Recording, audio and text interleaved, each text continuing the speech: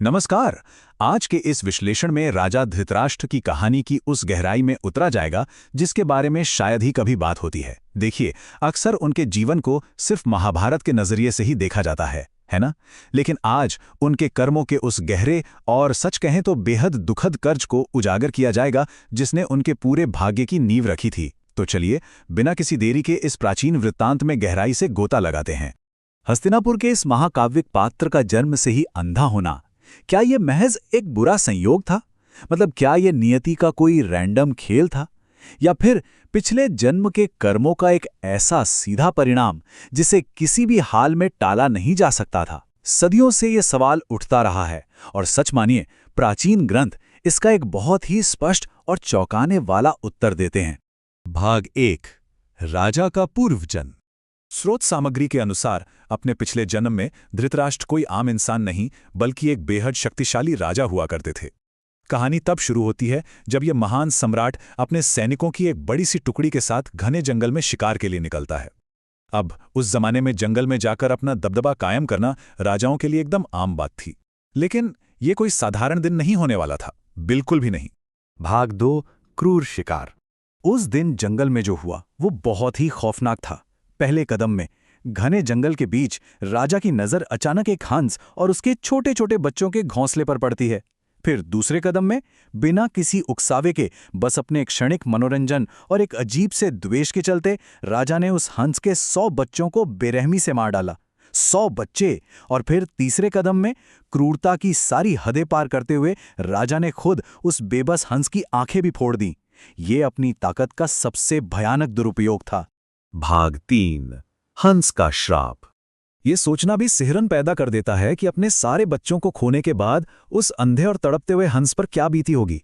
उस असहनीय दर्द में हंस ने राजा को एक भयानक श्राप दिया। उसने कहा, अगले जन्म में तुम्हें भी 100 पुत्र होंगे, लेकिन तुम्हारे सामने ही उन सबका विनाश हो जाएगा और तुम खुद अंधे पैदा होगे ताकि संसार को कभी देख न सको।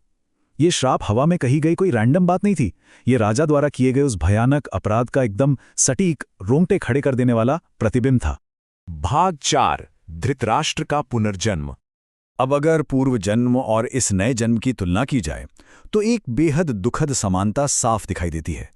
पिछले जन्म में राजा ने हंस को अंधा किया और उसके 100 बच्चों को मार डाला। ठीक परिणाम देखिए, जब वही ताकतवर राजा हस्तिनापुर के धृतराष्ट्र के रूप में जन्म लेता है तो वो जन्म से ही अंधा होता है। उसके ठीक 100 पुत्र होते हैं जिन्हें कौरव कहा जाता है, और अंततः महाभारत के उस भयंकर युद्ध में वे सभी 100 पुत्र एक एक करके मारे जाते हैं। यानी अतीत की उस एक क्रूर घटना ने भविष्य की पूरी त्रासदी का पक्का खाका तैयार कर दिया था। भाग 5, कर्मों का कर्ज। असल में ये पूरी कथा कर्मफल के सिद्धांत को समझने के लिए एक बेहतरीन केस स्टडी है। कर्मफल यानी कारण और प्रभाव का वो अटल नियम जहां हर व्यक्ति को अपने ही किए गए कार्यों का फल लाजमी तौर पर भुगतना ही पड़ता है।